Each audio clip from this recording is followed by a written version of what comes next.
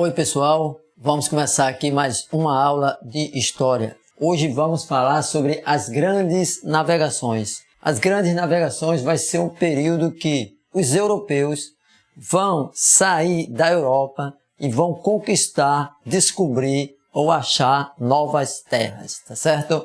Vejam aqui esse mapa, ó. A expansão marítima comercial luso-espanhola. Quando vocês veem a palavra luso é Portugal, tá certo? É português, luso. Temos aqui, ó, um mapa ali, lá na parte de cima, a Europa. Embaixo da Europa, ali na cor rosa, temos dois países ali, ó, principais, Portugal e Espanha. São esses dois países que vão começar as grandes navegações, ou seja, sair da Europa para descobrir novas terras, tá certo? Vamos ver como é que isso ocorreu. Já vou dizer para vocês o seguinte, ó, os portugueses, eles vão utilizar o seguinte caminho, ó, vão contornar a costa da África, que está aqui embaixo, para chegar às Índias. Vamos ver daqui a pouco, porque eles queriam chegar lá. Já os espanhóis, eles vão seguir para o ocidente, ó, e vão tentar dar o giro na terra, mas aí eles vão chegar na América, tá certo? Vamos lá. O mundo conhecido até o século XV. Para compreender o que foi a expansão marítima europeia, ou grandes navegações, precisamos fazer um exercício. Imaginar o mundo sem telefone, internet, televisão ou qualquer outra forma de comunicação. Temos que imaginar, naquela época não tinha essas formas de comunicação, praticamente nenhuma. Com isso em mente, vamos estudar o que os europeus do século XV sabiam sobre o mundo e o que passaram a conhecer com a expansão marítima ou grandes navegações. Então vamos ver aqui, ó, o que era que os europeus conheciam naquela época. Esse mapa aqui, ele é um pouco difícil para entendê-lo, mas se nós pegarmos a parte central, na cor mais esverdeada, ali é o mar Mediterrâneo. Acima fica a Europa, abaixo a África e à direita a Ásia. Então era apenas essa parte que eles conheciam. A Europa, a parte norte da África e a parte oeste da Ásia. Esse era o mundo conhecido pelos europeus. O mundo conhecido pelos europeus resumia-se à sua vizinhança, ó. Europa, parte da África, parte da Ásia. O conhecimento que se tinha do mundo no século XV era muito limitado, geralmente vindo de mapas gregos, romanos e principalmente de comerciantes que viajavam pela região. O livro do viajante Marco Polo, tem filme, é famoso Marco Polo, nascido em Veneza, é um exemplo de fonte de informação, em que relatava as viagens que fez pelo Oriente, incluindo a China, as riquezas, as características e os costumes dos povos com quem teve contato. Então, Marco Polo foi para aquela região do Oriente e chegou até a China. Esse aqui é um livro, tem aí, quem quiser ler depois, comprar e ler, ó, As Viagens de Marco Polo. Então, lembrando aqui, ó, para ficar mais claro, temos Europa, África e Ásia. Era aquela partezinha da Europa, o norte da África e parte da Ásia conhecido. Os demais setores, continentes, não se tinha conhecimento. Na época, acreditava-se que a Terra era plana, semelhante ao formato de um prato, e que os navios, quando chegavam ao fim do mundo, na linha do horizonte, caíam em um abismo sem fim. Então, a ilustração de como muitos, a maioria, quase todos, pensavam que era o mundo naquela época. O Oceano Atlântico era conhecido como Mar Tenebroso, com temperaturas escaldantes, povoado por monstros e outros perigos. Aqui, ó, esse viajante aqui português, Gil Yanes, ele vai sair lá de cima, ó, da Europa e vai chegar ao Cabo do Medo. Todo mundo tinha medo de ultrapassar essa região, porque poderia ser aí o fim do mundo e os navios desaparecerem. Esse mar aqui, ó, Mar Tenebroso, é o Oceano Atlântico, que liga a África e a Europa à América, tá certo? Recebeu o nome de Mar Tenebroso. Tá aqui, ó, mas nós conhecemos atualmente como Oceano Atlântico. Mar Tenebroso. Toda classe de monstros, perigos e obstáculos povoavam o Oceano Atlântico. Transmitida ou inventada pelos árabes, a lenda do Mar Tenebroso descrevia um oceano habitado por seres estranhos e mergulhado em escuridão constante, onde todos os navios naufragariam nas ondas medonhas ou nas águas ferventes.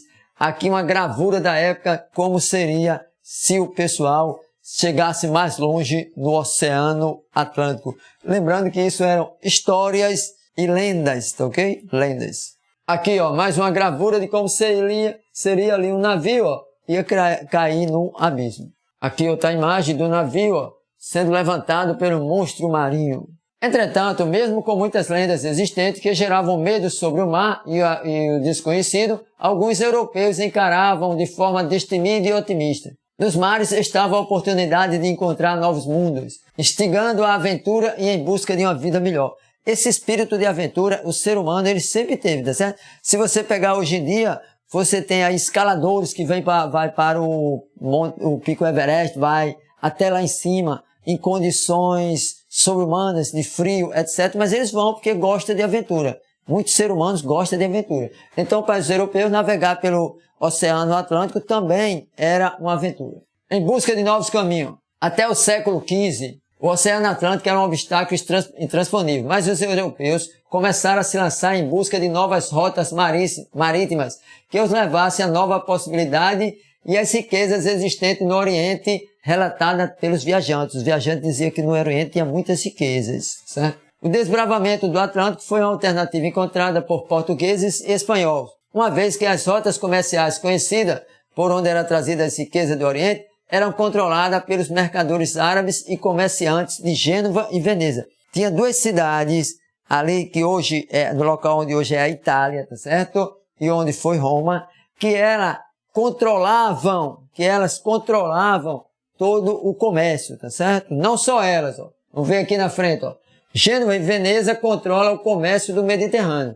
Temos ali um mapa e em destaque que Gênova e Veneza, ela controla grande parte do comércio que vem do Oriente. E outro detalhe importante, esse aqui é o fato mais importante que vai fazer com que os europeus comecem as grandes navegações, a expansão marítima. Então houve, em 1453, a tomada de Constantinopla. Constantinopla era a capital do Império Bizantino, Império Romano do Oriente. Ela vai ser tomada pelos turcos otomanos, tá certo?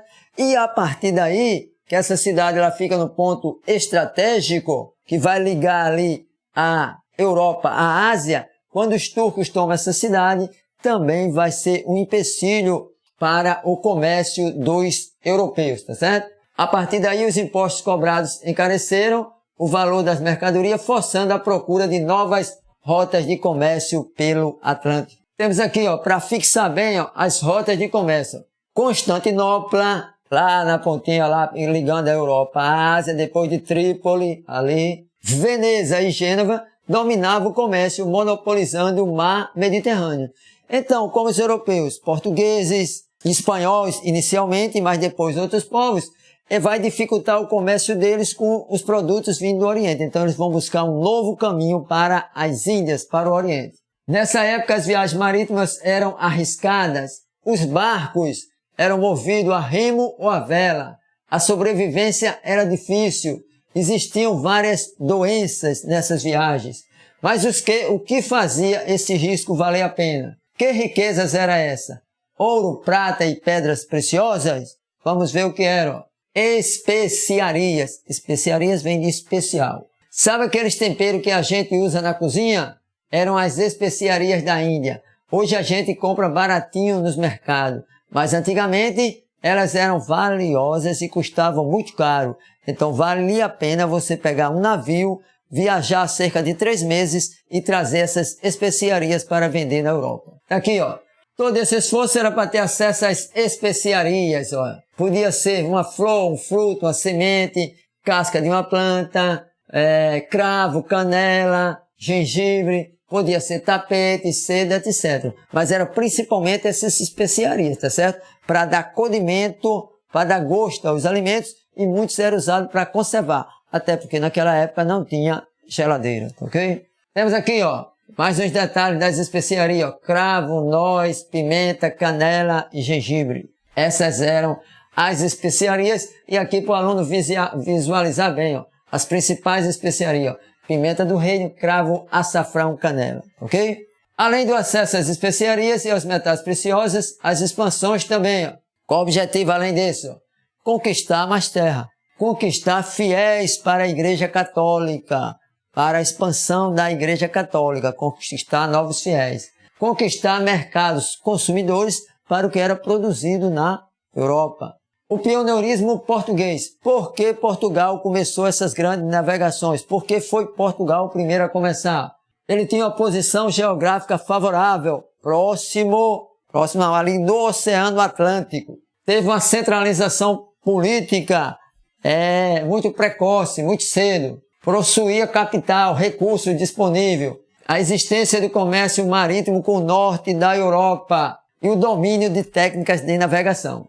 Esse aqui, ó, por que Portugal saiu na frente? Portugal, o infante Dom Henrique, esse que está aqui nessa pintura, ele vai criar a escola de Sagres. E essa escola de Sagres, ela vai trazer para aquela região de Sagres as melhores mentes, o pessoal que tinha mais conhecimento sobre navegação, eles vão se reunir na escola de Sagres, tá certo? O que mais, ó? Desenvolvimento de algumas técnicas, como por exemplo a bússola. A bússola foi fundamental para essas grandes navegações, tá certo? Novos mapas foram feitos, as embarcações foram melhorando e foram feitos vários estudos sobre navegação. Isto aqui é onde foi antigamente a escola de Sagres, onde o pessoal se reunia, os melhores técnicos, as melhores tecnologias estavam nessa região. E a bússola, pessoal, tão importante, ela foi inventada pelos chineses, trazida para a Europa, e ela tem uma agulha imantada que ela aponta sempre para o norte. Então, você sabendo a direção norte, você vai saber as outras regiões, sul, leste, oeste, noroeste, sudeste, etc. Então, a bússola foi importantíssima para grandes navegações. Essa bússola hoje ainda temos GPS, mas se você estiver numa região onde não tem o GPS, você pode utilizar uma bússola para não se perder. Também nessa época foi inventada a caravela, invenção portuguesa, que era um barco menor que permitia uma viagem mais rápida em algumas situações e permitia ter acesso a locais que aquelas grandes embarcações não tinham. Principais viagens portuguesas, ó, vamos ver esse mapa aqui, ó. Principais viagens, sai lá de cima de Lisboa, ó, e vai fazer essas viagens, ó. Aqui de primeiro aqui, ó. Aqui embaixo nós temos Pedro de Covilha, que ele vai pelo Mediterrâneo.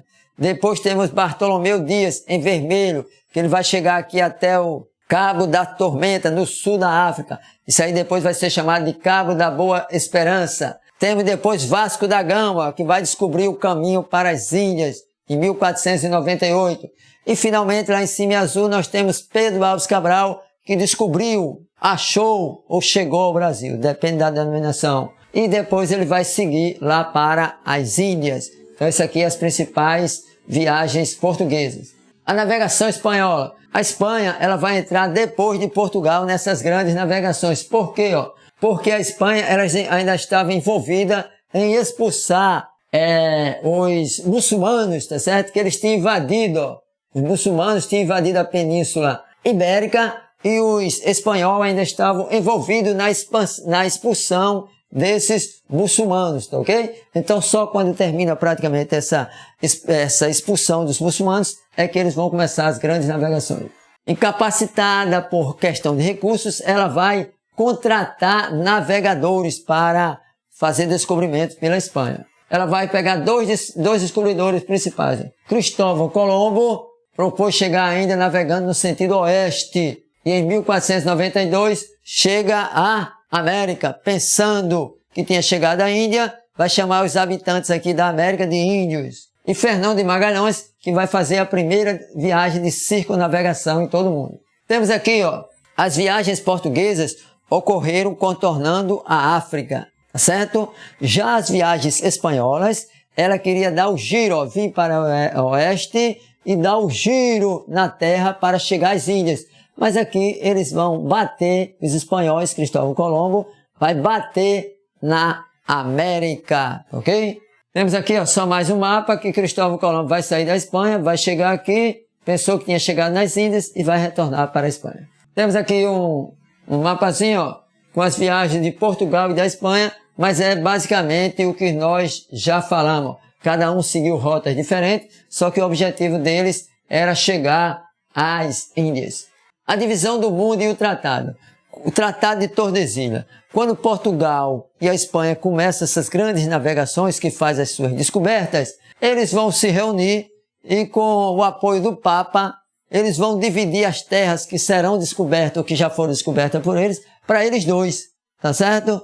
Então, as terras do mundo descobertas e a serem descobertas vai ser dividida entre os dois no tratado que se chamou Tratado de Tordesilhas. Seria basicamente isso aqui, ó. A parte mais branca seria de Portugal e a parte amarela da Espanha, tá ok? Lembrando que aqueles países da Europa, né, tem os países de França e Inglaterra, eles estão fora dessa parte. Ó, aqui o Tratado de Tordesilhas, ó, importantíssimo esse tratado, viu? Passa aqui no Brasil, ó, você vê por esse mapa que parte das terras do Brasil, no início, não pertencia a Portugal, mas sim à Espanha. Sobre isso, até o rei Francisco I, sobre o Tratado de Tordesilhas, Francisco I declarou: gostaria de ver o testamento de Adão para saber como ele dividiu o mundo. Então, países como França, Inglaterra, Holanda, eles não vão concordar e vão invadir essas terras.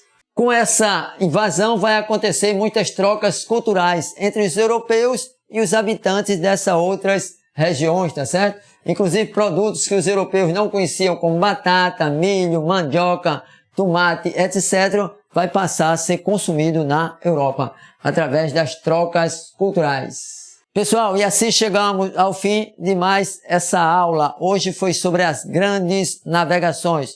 Valeu e até a próxima!